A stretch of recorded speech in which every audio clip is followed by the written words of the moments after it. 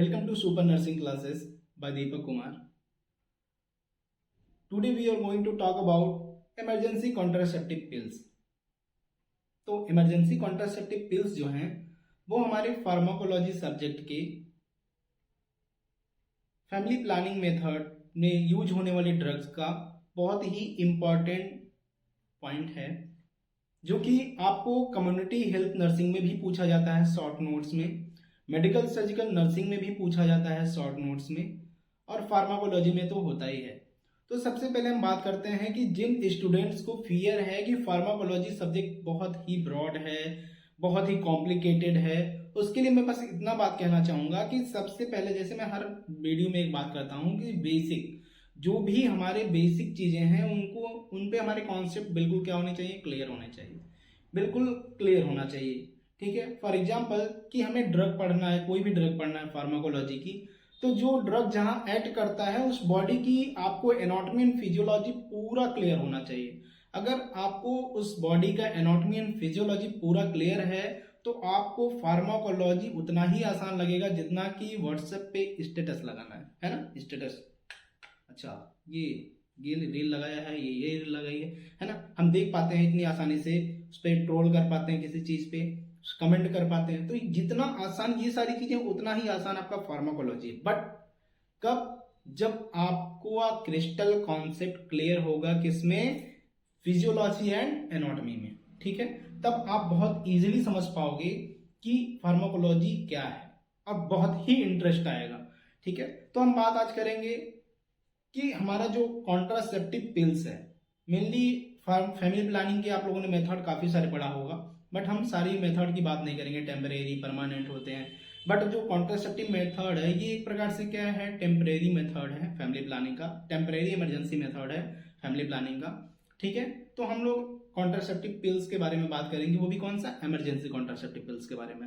अब इसमें हम पढ़ेंगे क्या क्या, तो इसमें सबसे पहले हम ये पढ़ेंगे कि इमरजेंसी कॉन्ट्रासेप्टिव पिल्स क्या होता है, इमरजेंसी कॉन्ट्रासेप्टिव पिल्स काम कैसे करता है, मीन्स मैकेनिज्म ऑफ एक्शन, इसका मैकेनिज्म ऑफ एक्शन कैसा है। देन इसके बाद से इसकी डोज क्या है, इसकी डोज क्या है। देन इसके बाद से इसका इंडिकेशन क्या है, मीन्स किस किस कंडीशन में हमें इसको देना है, इमरजेंसी कॉन्ट्रासेप्टिव मेडिसिन को किस किस कंडीशन में देना है। ऐसे तो नहीं सबको उठा के दे देंगे, नहीं। तो हम क्या करेंगे, इसको इसके इंडिकेशन के बारे में पढ़ेंगे, किस व्यक्ति को नहीं देना है उसके बारे में पढ़ेंगे, मीन्स कॉन्ट्रा इंडिकेशन, इसका कॉन्ट्रा इंडिकेशन क्या है।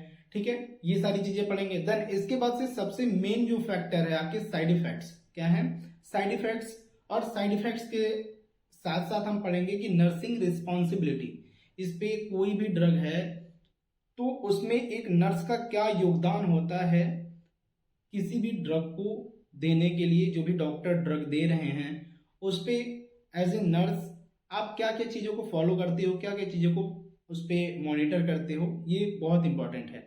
ठीक है, तो सबसे बात करते हैं कि इमरजेंसी कॉन्ट्रासेप्टिव पिल्स। तो इमरजेंसी कॉन्ट्रासेप्टिव पिल्स जो हमारे मार्केट में ट्रेड नेम से ई पिल्स, इजी पिल्स, आई प्रिल, कई सारे वगैरह वगैरह, बहुत सारे नाम से ये हमारे मार्केट में अवेलेबल हैं। बट ये ट्रेड नेम है, मीन्स कंपनी जिस नाम से इसे बेच रही है, बट हमें क्या पढ़ना होता है, हमें जेनेरिक नेम, या फिर इसको बोले तो केमिकल कंपोजिशन, उस ड्रग का केमिकल कंपोजिशन क्या है। ठीक है, तो उस ड्रग का केमिकल कंपोजिशन हमें फाइंड आउट करना बहुत जरूरी होता है, क्योंकि केमिकल कंपोजिशन ही आपका मैकेनिज्म ऑफ एक्शन डिपेंड करती है। ठीक है, तो बात करते हैं हम लोग कि जो कॉन्ट्रासेप्टिव मेडिसिन है, कौन सा, इमरजेंसी कॉन्ट्रासेप्टिव मेडिसिन, तो कब देते हैं। इमरजेंसी कॉन्ट्रासेप्टिव मेडिसिन किसी भी फैमिली प्लानिंग के मेथड को फेल्योर होने के बाद हम यूज कर सकते हैं। फॉर एग्जांपल कोई पार्टनर हैं, ड्यूरिंग इंटरकोर्स अगर उनके कॉन्डोम रप्चर्स हो जाते हैं तो उस कंडीशन में भी वो फैमिली प्लानिंग का इमरजेंसी कॉन्ट्रासेप्टिव मेडिसिन यूज कर सकते हैं। अब इसको यूज कब करते हैं, सारी चीजें हम डिटेल में पढ़ेंगे। ठीक है, या फिर मेडिको लीगल केस में जब भी किसी फीमेल के साथ अगर रेप हुआ है, ठीक है, या फिर फोर्सफुली इंटरकोर्स हुआ है, तो उस कंडीशन में भी इमरजेंसी कॉन्ट्रासेप्टिव पिल्स वो ले सकते हैं।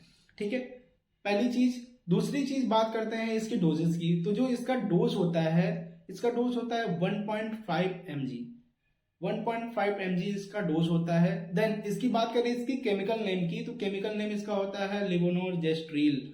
ठीक है, लेवोनोरजेस्ट्रिल। जैसा कि आप देख सकते हैं कि जो हमारी उत्तर प्रदेश सरकार के द्वारा जो संचालित इमरजेंसी कॉन्ट्रासेप्टिव पिल्स हैं वो क्या है, हमारे इजी पिल्स। क्या है, इजी पिल्स। और इसमें क्या है, लेवोनोरजेस्ट्रिल। ठीक है, क्या है, लेवोनोरजेस्ट्रिल। ये क्या है, एक टैबलेट है। इमरजेंसी कॉन्ट्रासेप्टिव पिल्स में यूज करने का तरीका अभी हम बताएंगे आपको। देन इसके बाद से हमें क्या करना है कि इसको इसका मैकेनिज्म ऑफ एक्शन पढ़ना। जो लेवोनोरजेस्ट्रिल है, किसी भी फीमेल का कॉन्ट्रासेप्टिव मेथड फेल हो गया है, कोई भी प्लानिंग उन्होंने अपनाया था वो फेल हो गई, देन या फिर उसके साथ कोई भी रेप हुआ हो या फिर उसके साथ फोर्सफुली इंटरकोर्स हुआ हो, जो भी चीजें हैं, तो इनमें हम कब यूज करेंगे। तो मेनली जो इसका ड्यूरेशन होता है, टाइम ड्यूरेशन, वो मेनली जो इसकी इफेक्टिवनेस होती है वो 72 आवर के अंदर। मतलब अगर किसी भी फीमेल का कॉन्ट्रासेप्टिव मेथड फेल हुआ है किसी भी पार्टनर का, तो उस कंडीशन में वो फीमेल उसको कब ले सकती है कि 72 घंटे के अंदर। और मेनली जो इसका सबसे स्पेसिफिक और गुड पीरियड होता है वो होता है 12 आवर। मीन्स कॉन्ट्रासेप्टिव मेथड के फेल होने के 12 घंटे तक ये बहुत अच्छे से वर्क करता है। ऐसा नहीं है कि 72 आवर के पहले काम नहीं करेगा, बट जितना ड्यूरेशन कम रहता है उतनी इसकी इफेक्टिवनेस क्या होती है, बहुत अच्छी होती है। और 72 आवर्स के विद इन मीन्स 3 डेज में ही हमें क्या करना होता है, इसे यूज करना होता है। ठीक है, फैमिली मेथड को फेल होने के बाद से। देन अब बात करते हैं इसका मैकेनिज्म ऑफ एक्शन। मीन्स इसका काम कैसे होता है। As a nurse, as a doctor, हमें सबसे जरूरी है कि इस किसी भी ड्रग का वर्क बॉडी में कैसे होता है, सबसे महत्वपूर्ण है कि ये हमारी बॉडी में वर्क कैसे करता है। क्योंकि झोले छाप भी तो दे देते हैं दवाइयाँ, लो खा लो, ठीक है, लेकिन सबसे जरूरी क्या है हमारा, इसका कॉन्सेप्ट क्लियर ये होना चाहिए कि इसका वर्क कैसा है। तो सबसे पहले हम रिव्यू में चलते हैं। इसका मैकेनिज्म ऑफ एक्शन जानने के लिए हमें सबसे पहले ये जानना पड़ेगा नॉर्मल फिजियोलॉजी ऑफ ओवुलेशन। ठीक है, तो सबसे पहले हम बात करते हैं कि जो हमारा हाइपोथैलेमस होता है, अभी नॉर्मल फिजियोलॉजी की बात कर रहे हैं, फिर आपको समझ में आएगा कि ये ड्रग कहाँ वर्क करता है। ठीक है, तो नॉर्मल ओवुलेशन की फिजियोलॉजी हम समझेंगे। नॉर्मल ओवुलेशन की जो फिजियोलॉजी है, मेनली हमारे जो हमारा ब्रेन है, ब्रेन में हमारे एक हाइपोथैलेमस है, सुप्रा मास्टर ग्लैंड, हाइपोथैलेमस। हाइपोथैलेमस में कलेक्शन ऑफ न्यूक्लियस है। ठीक है, कलेक्शन ऑफ न्यूरॉन्स, जो हमारे कलेक्शन ऑफ न्यूरॉन्स होते हैं वो आर्कुएट सेल्स बनाते हैं। क्या बनाते हैं, आर्कुएट सेल्स। ये आर्कुएट सेल्स GnRH सीक्रेट करते हैं। GnRH means gonadotropin releasing hormone. ये गोनेडोट्रोपिन रिलीजिंग हार्मोन हमारे एंटीरियर पिट्यूटरी ग्लैंड पे जाते हैं। कहाँ जाते हैं, एंटीरियर पिट्यूटरी ग्लैंड पे। एंटीरियर पिट्यूटरी ग्लैंड में जाने के बाद से ये सीक्रेट करवाना चाहते हैं या स्टिमुलेट करते हैं, किसको स्टिमुलेट करते हैं, FSH, फॉलिकुलर स्टिमुलेटिंग हार्मोन। अब ये एंटीरियर पिट्यूटरी ग्लैंड के FSH हार्मोन जो है, फॉलिकुलर स्टिमुलेटिंग हार्मोन, ये हमारे जो ओवरी है फीमेल की उस पे जाती है और जो भी प्रीमोडियल जर्म सेल होते हैं उनको क्या करता है, स्टिमुलेट करता है। और स्टिमुलेट करके क्या बनाने की कोशिश करवाता है, एक मेच्योर ओवा। क्या, एक मेच्योर ओवा। अब किसी भी फीमेल का कॉन्ट्रासेप्टिव मेथड क्या हो गया, फेल हो गया। और मेथड फेल होने के बाद से हमने ये नॉर्मल फिजियोलॉजी आपको समझ में आई, hypothalamus to anterior pituitary gland, anterior pituitary gland to ovary. अब हाइपोथैलेमस से क्या आ रहा था, GnRH, कहाँ पे, एंटीरियर पिट्यूटरी ग्लैंड पे। एंटीरियर पिट्यूटरी ग्लैंड पे वो क्या करवा रहा था, सीक्रेट करवा रहा था। क्या सीक्रेट करवा रहा था, क्या सीक्रेट करवा रहा था, पानी नहीं, क्या, फॉलिकुलर स्टिमुलेटिंग हार्मोन। फॉलिकुलर मतलब फॉलिकल्स को। अब फॉलिकल्स क्या है, छोटे छोटे छोटे छोटे छोटे छोटे दाने होते हैं हमारे, कहाँ पे, प्रीमोडियल सेल्स होते हैं, कहाँ पे, हमारे ओवरी में। ठीक है, जो कि मेच्योर होके फॉलिकुलर स्टिमुलेशन के द्वारा क्या होते हैं, मेच्योर हो करके किसके, बड़े होकर के कहाँ जाते हैं, एक प्रोसेसिंग वे में जाते हैं, किसके, मेच्योरेशन ऑफ ओवा के। ठीक है, मतलब एक ओवा क्या होता है, मेच्योर होता है धीरे धीरे फॉलिकुलर स्टिमुलेटिंग हार्मोन के द्वारा। ठीक है, समझ में आया आप लोगों को। अब हमने क्या किया, इमरजेंसी कॉन्ट्रासेप्टिव पिल्स, जिसको हमने केमिकल बात किया, तो लेवोनोरजेस्ट्रिल को हमने जैसे ही लिया, लेवोनोरजेस्ट्रिल ने क्या किया, GnRH जहां से सीक्रेट होता means arcuate cell of hypothalamus, उसको क्या किया, इनहिबिट कर दिया। क्या किया, इनहिबिट कर दिया। ना रहेगी बांस ना बजेगी बांसुरी, सुना है आप लोगों ने ना। उसी प्रकार से ना ही आपका एक्टिव रहेगा या स्टिमुलेट रहेगा आपका आर्कुएट सेल, ना सीक्रेट होगा जीएनआरएच, ना जीएनआरएच सीक्रेट होगा, ना एफएसएस फॉलिकुलर स्टिमुलेटिंग हार्मोन, ना फॉलिकुलर स्टिमुलेटिंग हार्मोन होंगे, ना ओवरी से ओवा निकलेगा। ना ओवरी से ओवा निकलेगा तो स्पर्म बेचारा अकेले जाके क्या बजाएगा, ताली बजाएगा? नहीं, क्योंकि फर्टिलाइजेशन होगा ही नहीं। समझ में आया? फर्टिलाइजेशन होगा ही नहीं क्योंकि ओवा है ही नहीं। समझ में आया? तो ये क्या करता है, इमरजेंसी कॉन्ट्रासेप्टिव पिल्स वर्क किया। पहली कंडीशन मीन्स अगर फीमेल को का ओवुलेशन नहीं हुआ है उस कंडीशन में ये मैकेनिज्म ऑफ एक्शन को फॉलो करेगा, जीएनआरएच वाला। दूसरा मैकेनिज्म ऑफ एक्शन, अगर फर्टिलाइजेशन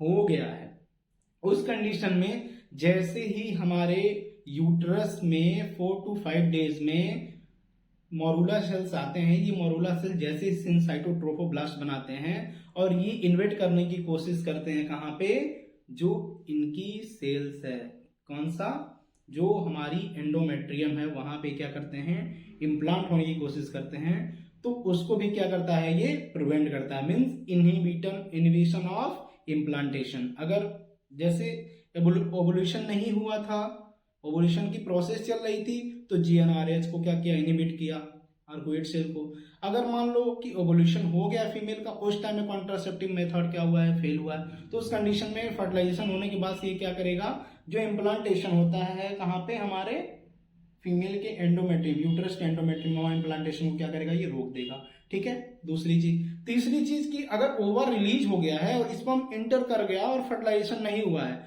तो ये फर्टिलाइजेशन की प्रोसेस को भी क्या करता है, इनहिबिट करता है। कौन, लिवोनोरजेस्ट्रिल। कौन, लिवोनोरजेस्ट्रिल। समझ में आया आप लोग को मैकेनिज्म ऑफ एक्शन? बहुत ही इजी है। इसके लिए हमने बताया ना बार बार कि फिजियोलॉजी समझना बहुत जरूरी है, कि नॉर्मल फिजियोलॉजी आपकी कैसी होती है समझना बहुत जरूरी है। ठीक है, अब इसके बाद से बात करते हैं इसका इंडिकेशन का। तो इंडिकेशन जैसा कि हम लोगों ने पढ़ लिया था इंट्रोडक्शन में ही, तो इंडिकेशन मेनली क्या है कि रेप हुआ हो किसी फीमेल का, किसी फीमेल को फोर्सफुली इंटरकोर्स हुआ हो, किसी फीमेल के साथ कोई भी असॉल्ट हुआ हो, सेक्सुअल असॉल्ट हुआ हो, ये सारी चीजें उसमें आ जाएंगी। देन इसके बाद से कॉन्ट्रासेप्टिव फेल्योर मेथड। ठीक है, जो भी कॉन्ट्रासेप्टिव मेथड फीमेल ने ले रखी थी वो फेल हो गया। ठीक है, तो ये हमारा हो गया इंडिकेशन। बात करते हैं कॉन्ट्रा इंडिकेशन। कॉन्ट्रा इंडिकेशन में मेनली क्या होता है, हाइपर सेंसिटिविटी। किसी भी फीमेल को अगर हाइपर सेंसिटिविटी है लिवोनोरजेस्ट्रिल से, उस कंडीशन में इसको क्या करते हैं, ये कॉन्ट्रा इंडिकेटेड रहता है। दूसरी बात करते हैं कि ये कब कॉन्ट्रा इंडिकेटेड रहेगा, सीवियर और क्रोनिक रीनल फेल्योर में। Severe and chronic renal failure में भी इसको क्या करते हैं, कॉन्ट्रा इंडिकेटेड रखते हैं। सीवियर हेपेटिक डिसफंक्शन मीन्स जो हमारी लीवर सेल्स है वो क्या हो गई है, जब उसकी भी लीवर कंडीशन में जब भी सीवियर हेपेटाइटिस हुआ हो किसी को, या फिर उसको लीवर फेल्योर की चांसेस हो, प्रीवियस कोई ऐसा कुछ उसका हिस्ट्री हो, तो उस कंडीशन में उसको कॉन्ट्रा इंडिकेटेड रखते हैं। इसके बाद से क्या होता है, यूट्राइन कैंसर। यूट्राइन कैंसर में भी इसको हम क्या करते हैं, कॉन्ट्रा इंडिकेटेड रखते हैं। देन इसके बाद से आर्कुएट सेल कार्सिनोमा, जो हमारा आर्कुएट सेल है ब्रेन का, उसमें अगर कोई कैंसर है तो उस कंडीशन में भी इसको हम क्या करते हैं, कॉन्ट्रा इंडिकेटेड रखते हैं। देन अगर फीमेल को फिब्रॉइड है, क्या होते हैं फिब्रॉइड, एंडोमेट्रियम में छोटे छोटे से या फिर बड़े बड़े से छोटे छोटे गांठ लाइक नोड लाइक स्ट्रक्चर क्या होते हैं, बन जाते हैं एंडोमेट्रियल के वॉल्स की। ठीक है, मल्टीप्लीकेशन के द्वारा ये क्या होती हैं, एक नोड बनाते हैं, उसको हमने फिब्रॉइड भी बाद में उसको पढ़ेंगे।